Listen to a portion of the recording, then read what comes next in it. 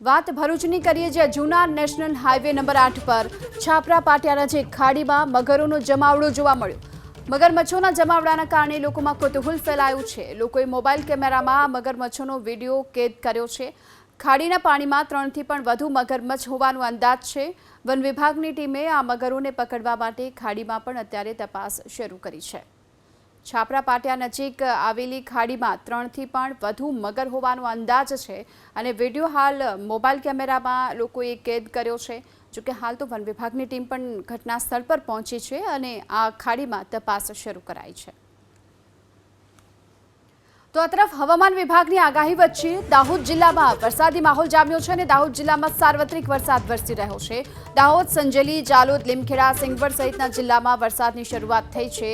દાહોદ ઉપરાંત ઉપરવાસમાં વરસેલા વરસાદને કારણે ગદવારની ટીટુડી નદી બે કાંઠે વહેતી જોવા મળી છે। નદી બે કાંઠે વહેતી થતાં કોઝવે પર પાણી વહેતા થયા વાહન વ્યવહાર ખોરવાયો છે। સંજેલી જાલોદને જોડતો વાહન વ્યવહાર હાલ તો ખોરવાઈ ચૂક્યો છે।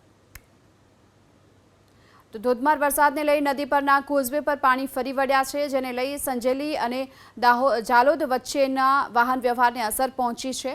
અહીંથી વાહનો પસાર થાય તેવી કોઈ સ્થિતિ નથી।